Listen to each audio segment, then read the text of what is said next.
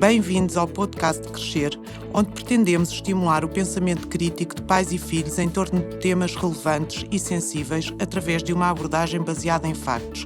Tudo isto com o apoio da Panavídeo na gravação e edição de cada programa. Bem-vindos, eu sou a Maria, mas também a Leonor, e espero que ao longo desta meia hora se sinta em boa companhia. Eu sou a Lígia e prometo que vai ser melhor do que comer uma peça de fruta. Então, hoje tratamos de comportamentos, mas na perspectiva de o que é normal e o que é que realmente deve ser diagnosticado como um desvio de comportamento. Esta questão surge porque hoje, mais uma pressão, toda a gente toma algum tipo de medicamento, ou toda a gente tem que ir ao psicólogo, ou toda a gente tem que fazer 500 ações porque todos os miúdos têm ou hiperatividade, ou há comportamentos de bullying, portanto, hoje banalizou-se de uma certa forma aquilo que antigamente eram comportamentos que, sendo comportamentos que não são recomendáveis, como andar à luta com um amigo na escola, não eram propriamente definidos ou categorizados, hoje não eram encorajados. Não eram encorajados, mas também não eram dramatizados. Era normal o miúdo chegar a casa e dizer que tinha andado à luta com o amigo e que depois aquilo resolvia, só o professor da escola, pronto. E realmente eram penalizados e não eram encorajados, mas não eram dramatizados. Hoje, ouve-se com muita frequência falar em bullying e às vezes a pessoa fica em bullying, hiperatividade, o problema da concentração e o problema que o menino está traumatizado e tem que ir ao psicólogo. Portanto, há todo um conjunto de coisas que os miúdos realmente hoje são carimbados. E a questão é, isto também traz alguma pressão. Às vezes fica-se com a sensação que se está a cair um bocadinho no exagero, e que realmente para ser bullying tem que haver determinadas características que têm que estar lá e não pode ser só porque há um miúdo que é um bocadinho mais agressivo, se calhar não representa, não sei, são dúvidas. E eu, mais uma vez hoje, como disse, estou num papel mais dúvida do que na opinião e aquilo que estou a dar é só a minha perspectiva inicial.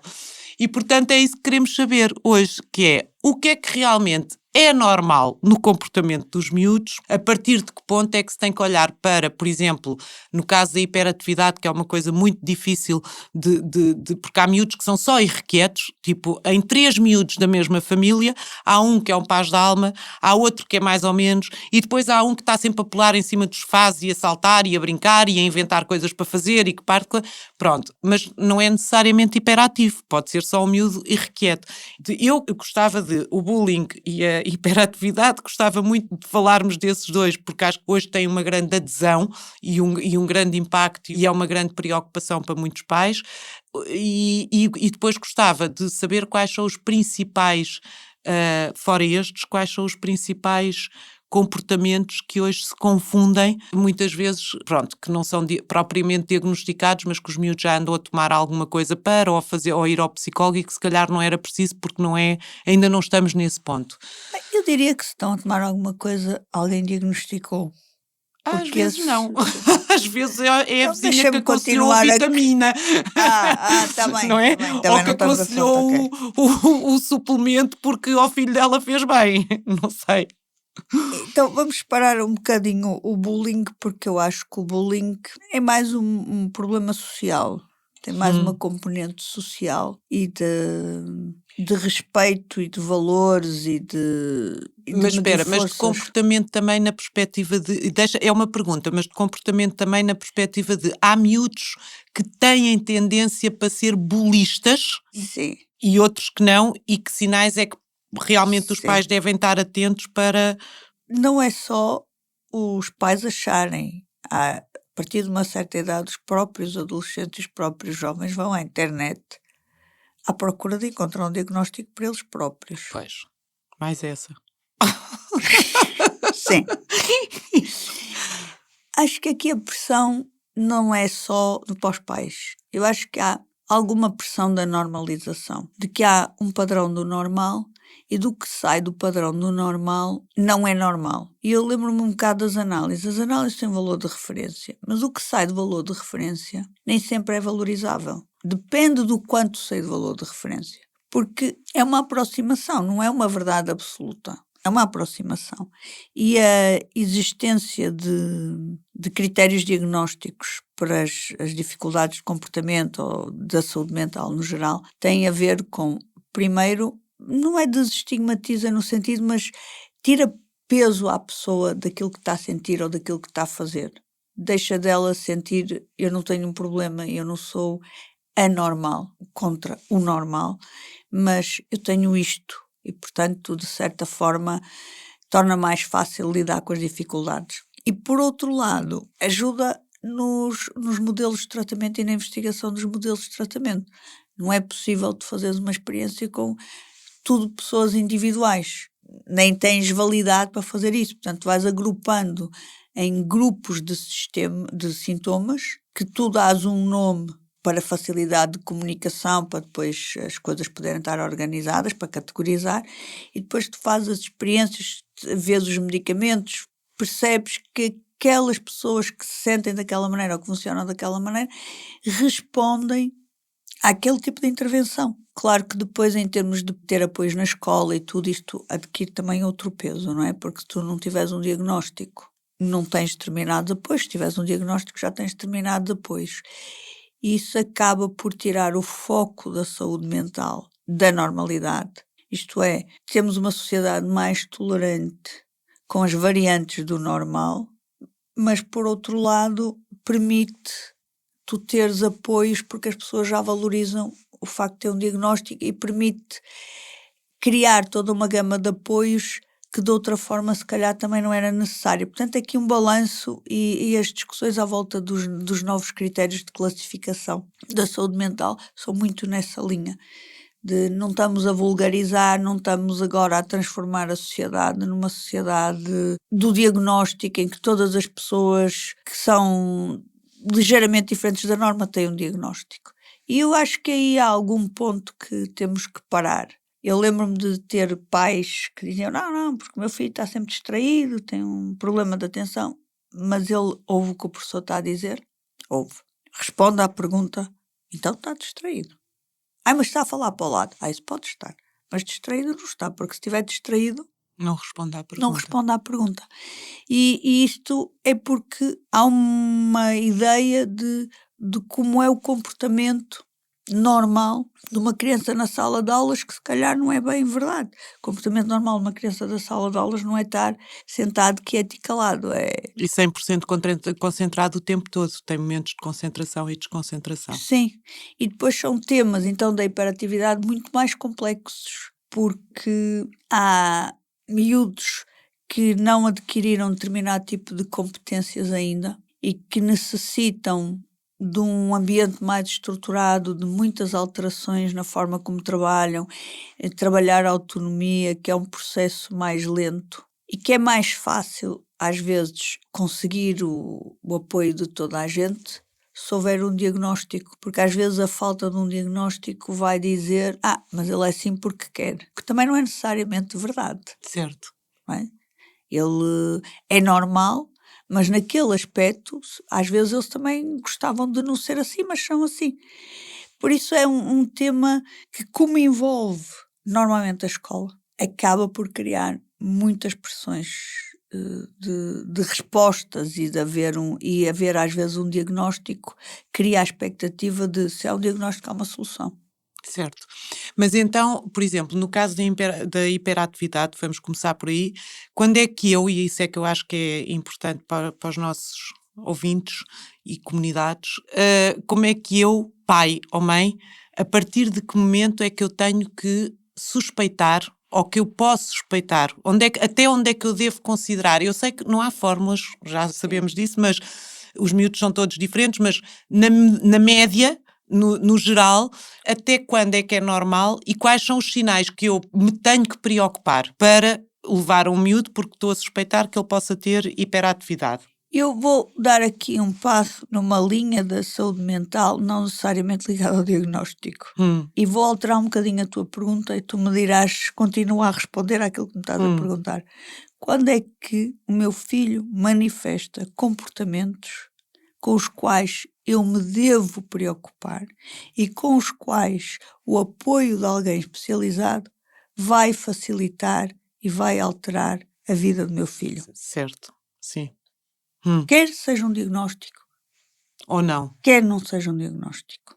E isso tem a ver com o impacto na vida do teu filho. Se eu tenho uma criança que é cognitivamente adaptada e ajustada às exigências do nível escolar em que ela está, que não está a conseguir acompanhar ou está muito abaixo por razões como falta de autonomia, dificuldade em cumprir tarefas básicas sistemáticas. Não estou a falar umas dificuldades ocasionais porque um dia não lhe apeteceu fazer os trabalhos de casa, mas sistematicamente não consegue cumprir as tarefas que são esperadas, normativas para a idade, que sistematicamente tem problemas com os colegas da escola, que não se consegue integrar, não consegue interagir, não consegue fazer os jogos.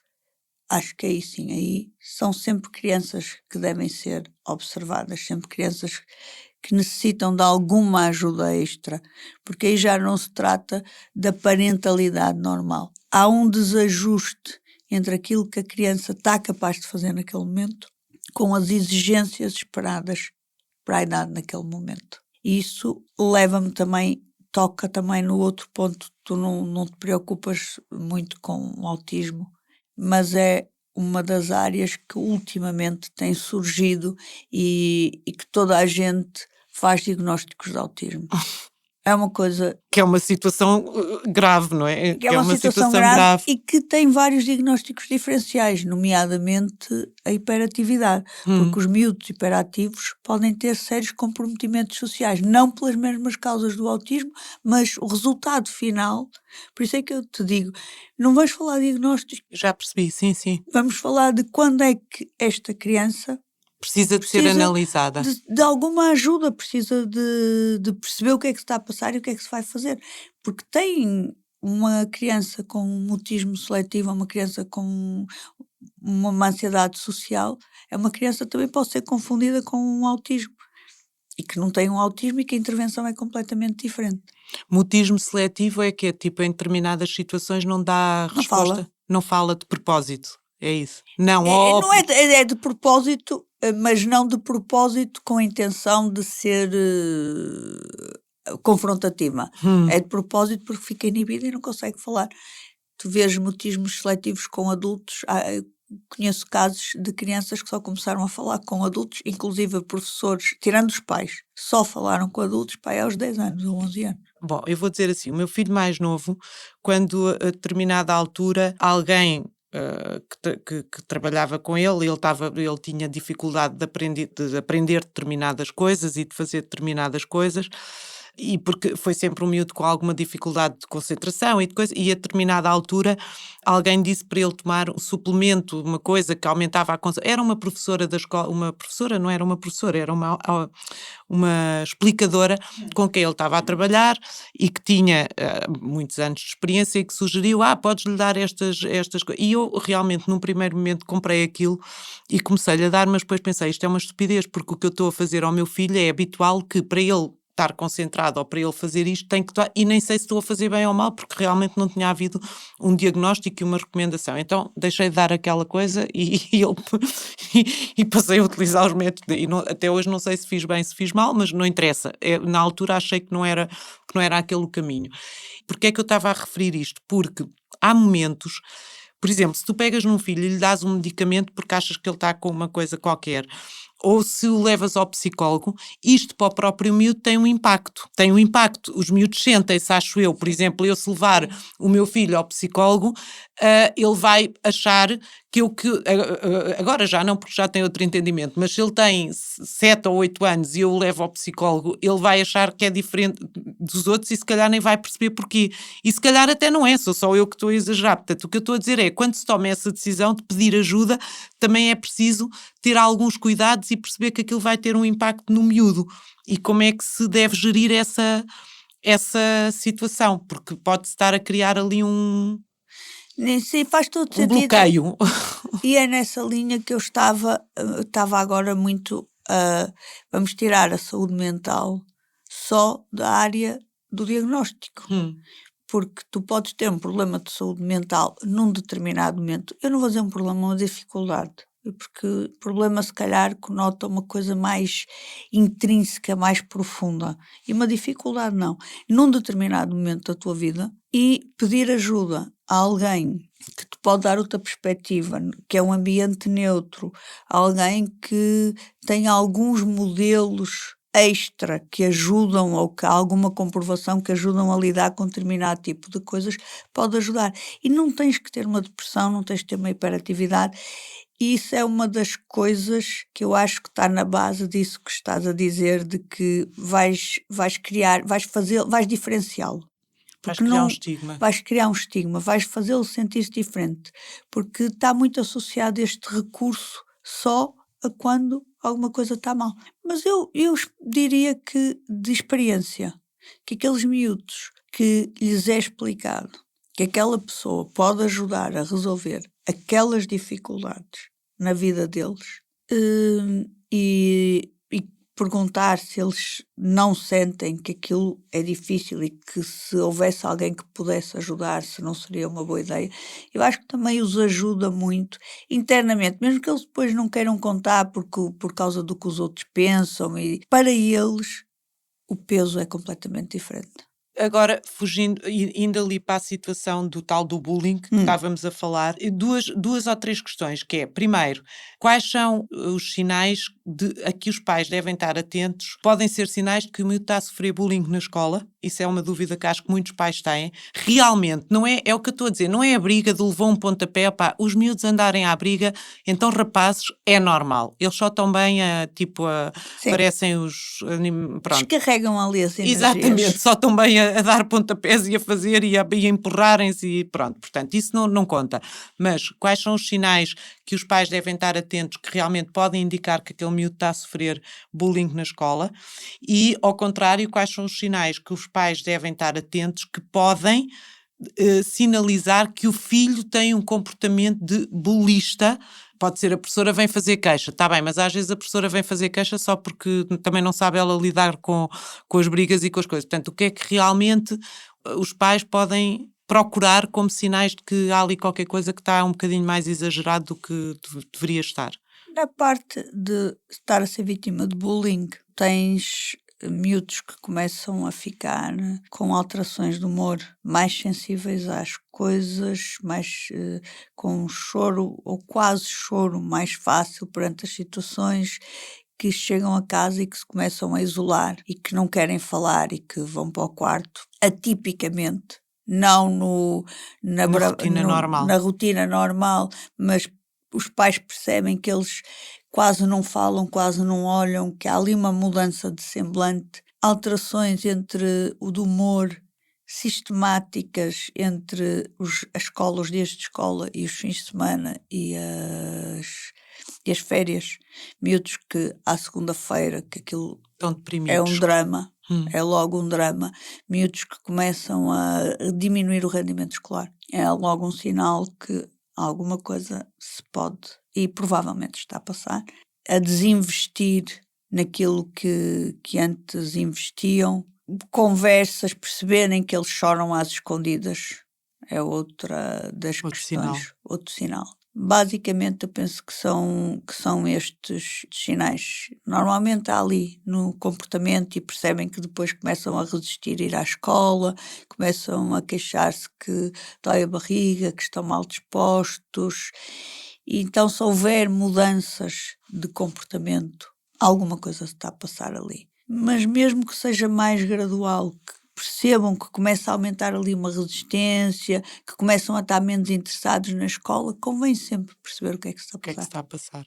E do outro lado, há algum sinal que a pessoa possa perceber, tipo, este miúdo está a desenvolver uma agressividade que não é normal, ou está com alguns comportamentos que provavelmente estão é mais do que o brincar ou do que o fazer, ou há aqui pode haver aqui uma relação de abuso, alguma... Isto é mais difícil porque ser bully, ou há miúdos que são bully porque já são miúdos desafiadores, com dificuldades de comportamento, com quebra de regras há mais tempo. Eu diria que miúdos com esse padrão de comportamento têm maior risco de ser bullies do que miúdos sem esse padrão de comportamento. Mas é difícil perceber neles, normalmente percebes nas queixas dos outros, nos miúdos começarem a não querer brincar com eles, a fugir deles, começar a haver muitas queixas de muitos pais. Eu sei que nunca nenhum de nós quer achar que o nosso filho está a fazer uma está a coisa fazer dessas. uma coisa dessas. Exatamente. Mas quando começamos a ouvir muitas queixas, se calhar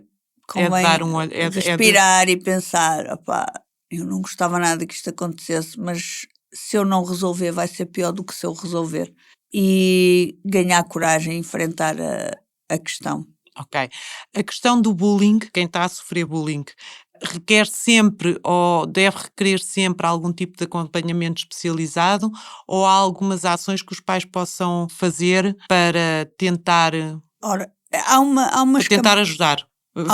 Deixei a frase em suspenso, mas a pergunta era essa. Não, mas eu acho que a Sim. pergunta ficou clara, ficou clara, mesmo no silêncio. Desculpa. Ficou clara. Sim. Não, eu acho que há algumas coisas, há umas campanhas, há já vários indicadores e alguns estudos que mostram que há campanhas realmente eficazes na diminuição do bullying nas escolas. Depende do tempo do bullying.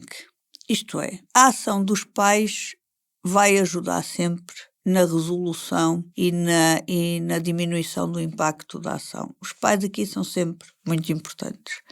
São muito importantes no balanço de validarem, mas também não deixarem que o filho se torne numa vítima ou a filha se torne numa vítima.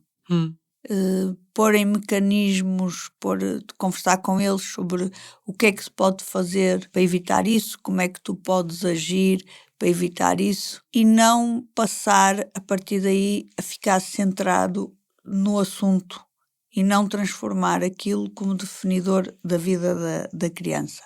Agora, também depende do tipo de bullying e da duração do bullying, porque se foi um episódio ou se foi recente, identifica-se o problema, está mais permeável à correção. e fica resolvido, e a criança ou o jovem se sentiu apoiado e se sentiu confortável com a solução, deixa de haver, passa a ser uma aprendizagem de vida, que às vezes acontece isso e nós temos que lidar com desta maneira ou daquela maneira. Quando são bullings, sobretudo que passam despercebidos mais tempo, porque não são muito óbvios, mas há uma ou duas crianças que são vítimas daquele grupo durante muito tempo. Aí, normalmente, eu acho que ajuda ter a pessoa de fora. Ok. Nas outras situações que estavas a falar, volto à hiperatividade, porque a hiperatividade é um tema quase é tão incontornável como as redes e a sua própria sede, porque é tipo, toda a gente fala de hiperatividade hoje. Num primeiro momento também acho que é difícil a pessoa perceber, lá está, se tens um miúdo muito irrequieto, pode ser uma coisa ou outra e num primeiro momento tu não vais perceber. Mas a minha pergunta agora é ao contrário, é, como mãe e como pai, o que é que a pessoa pode fazer? Por exemplo, se tens um miúdo muito irrequieto, o que é que tu vais tentar para corrigir aquela situação? Um miúdo que está sempre aos pulos, às coisas, às coisas, e que nas aulas os professores queixam que fala com o outro antes de levares e de pensares que pode ser um problema mais complicado, na realidade pode ser só um problema de comportamento, não é? O que é que tu vais fazer, o que é que tu podes tentar para ver se realmente aquilo... Porque não é refilar, não é não faças, não podes ser assim, tens que fazer... Pronto, isso pronto, pode ajudar, mas também não é só isso. Há aqui um ponto que convém também esclarecermos, que há um aspecto cultural importante nesta questão do que é um comportamento que sai do normal ou do que é um comportamento normal. E tu vês isso mesmo nas prevalências de determinadas patologias em determinados sítios. Há sítios onde o nível de tolerância e de entendimento do que é normal relativamente à hiperatividade e ao comportamento é maior. Portanto, os professores já estão preparados, os pais já estão preparados e já têm um nível de tolerância grande e já têm mecanismos naturais que ele está ali aos pulos e aos saltos, vou metê-lo no desporto, é porque ele precisa de muita energia, vou pô-lo no desporto, vou pô-lo no futebol, vou usar estratégias de comportamentais que também ajuda muito normalmente, aquelas tabelas de comportamento. ajudam realmente O muito. que é as tabelas? Tu negocias com os miúdos, defines 2 ou 3 regras principais, mínimos olímpicos, Hum. e eles vão ganhando pontos. Ok. Se cumprirem aqueles mínimos Cumprirem, e olímpicos. se não cumprirem aqueles mínimos olímpicos, se não cumprirem, mas não for muito dramático, não acontece nada, senão podem perder pontos. Certo. E eles depois podem ter acesso a recompensas mediante os pontos. Muitas vezes usam recompensas de tempo de tela. Se tiveres 10 pontos, podes ver mais 15 minutos de televisão ao fim de semana. Qualquer coisa que se enquadre dentro das tarefas do funcionamento normal. Há alguma crítica que diz, não, mas isto eles devem sentir isso, devem ser interiorizados.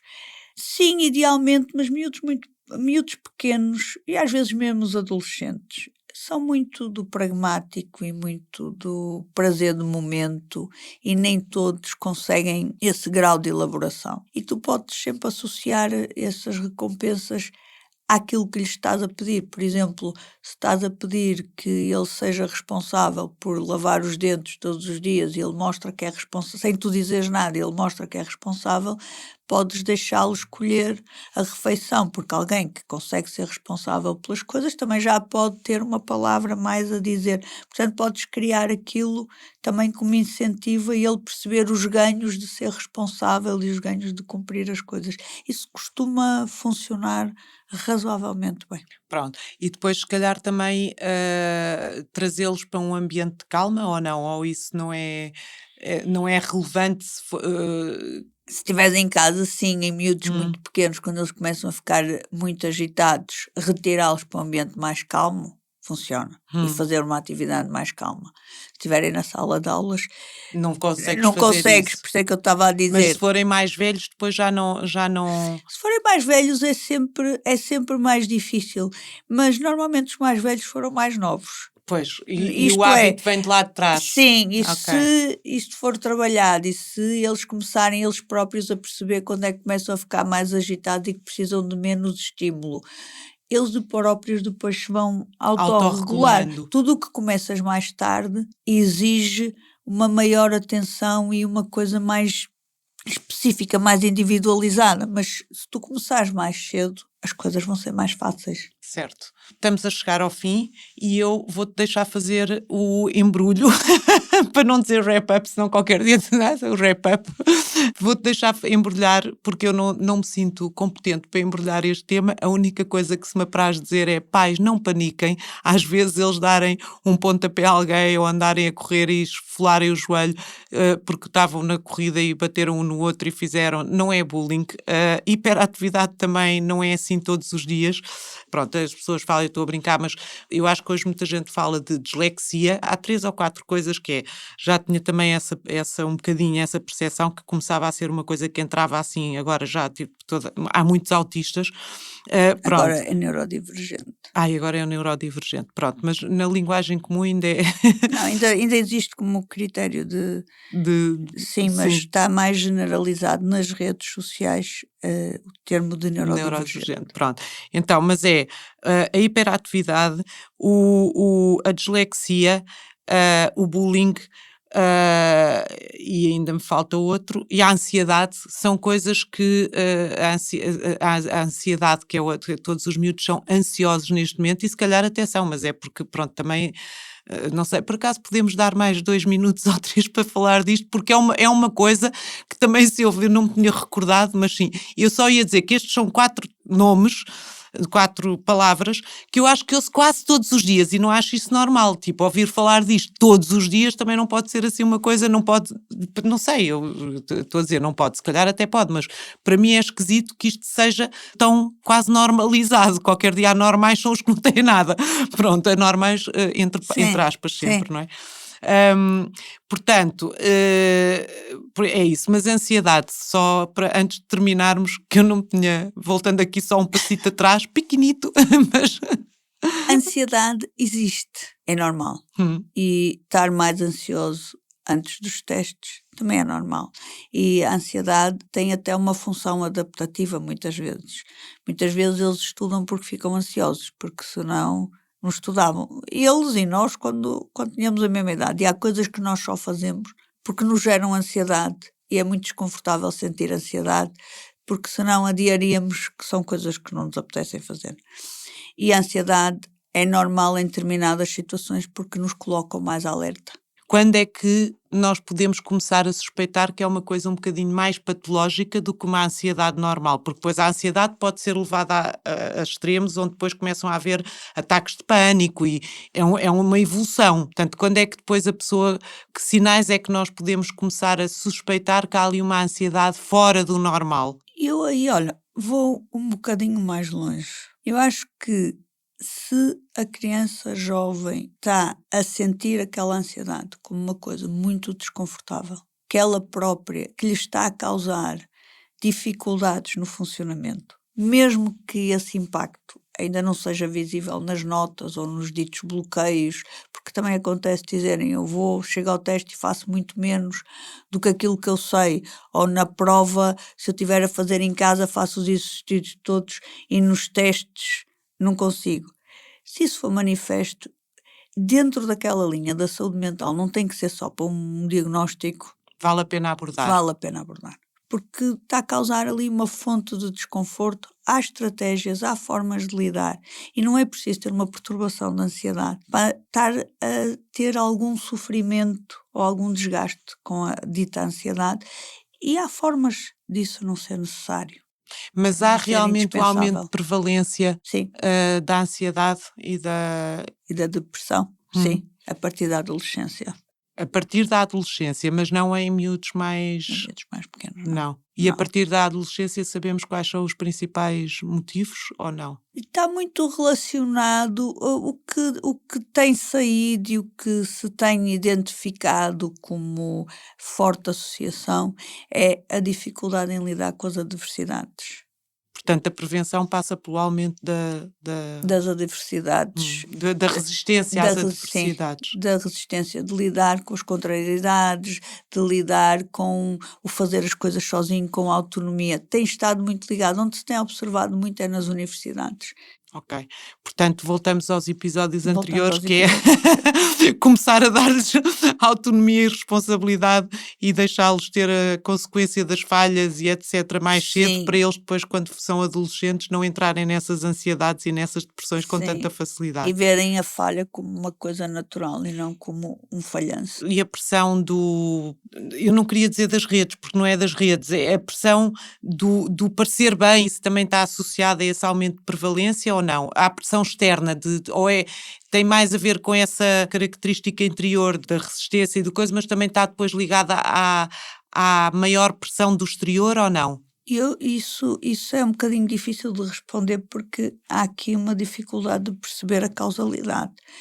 Porque a necessidade de postar uma coisa irreal nas redes sociais também está ligado com inseguranças e a sentimentos de baixa autoestima de base. Portanto, é difícil saber aí distinguir se são as redes que estão a aumentar isso ou se isso é uma ferramenta que as redes permitem a pessoas que já têm esse tipo de questões de tentarem de alguma forma criar uma imagem melhor delas próprias ou diferente delas próprias, portanto não é assim fácil de responder a isso. Ok, pronto, então, como eu disse, hiperatividade, ansiedade, bullying e agora tu acrescentaste o autismo, mais a depressão, portanto termos que estamos a ouvir todos os dias e que não pode ser tão normalizado. Qual é o teu wrap-up para este programa? O meu wrap-up para este programa é, primeiro, o normal é muito mais lato do que aquilo que às vezes parece ser. E no normal cabe também ter dificuldades. No normal cabe também sermos menos sociais. E no normal cabe também o procurar ajuda em determinados momentos para aspectos específicos. Muito bem. E a tua sugestão? A minha sugestão é O Estrangeiro, de Albert Camus. E o que é? É um livro pequeno em que a personagem está completamente desintonizada da realidade em que está inserida. Ok. Pronto, olha, a minha sugestão para hoje é uma coisa que não tem nada a ver com o tema, mas que foi uma série que eu descobri há pouco tempo e que achei gira. Descobri, e ela é antiga, curiosamente, é bem antiga, porque há pessoas que estão a testemunhar que já morreram, mas que se chama Moçambique da Guerra e da Paz e que faz a história desde a descolonização de Moçambique, conta com a participação de várias entidades, pessoas conhecidas, moçambicanas e portuguesas, e americanas e de outras que estiveram envolvidas na altura no processo e na primeira fase de eleições. Pronto, e que foi uma série que tem 20 episódios, portanto não sei como é que aquela série me passou completamente ao lado, mas o que é realizada pelo Sol de Carvalho, mas o que é facto é que passou e que agora alguém me recomendou e que eu estou a gostar muito porque acho que realmente dá uma perspectiva histórica, não só a nível de Moçambique, mas também de outros países aqui, vizinhos, o Zimbábue e outros países aqui à volta. Então, fica essa recomendação. E chegamos ao fim e para o próximo episódio vamos então falar das redes de comportamento, redes que se estão a formar e que levam os adolescentes, cativam os adolescentes e levam os adolescentes para determinados comportamentos de grupo, nem sempre úteis e informativos, e portanto vamos falar disso no próximo episódio, não percam. Entretanto, não se esqueçam de subscrever o nosso canal no YouTube, @crescer_Maria Elígia. Acompanhem as novidades e deixem-nos os vossos comentários no Facebook, Instagram ou e-mail, podcastcrescer.mz@gmail.com. E temos uma comunidade, juntem-se à comunidade, tragam pessoas para a comunidade, recomendem a comunidade e deixem-nos as vossas opiniões e as vossas sugestões e as vossas perguntas. Nós prometemos que vamos dar atenção, informação e não só 2 dedos, mas muita conversa. E assim, com o apoio da Panavídeo, chegamos ao fim do episódio de hoje. Entretanto, descubra-nos, acompanhe-nos e deixe-nos o seu comentário. Prometemos ler, ouvir com atenção e talvez até, quem sabe, 2 dedos de conversa. Até à próxima!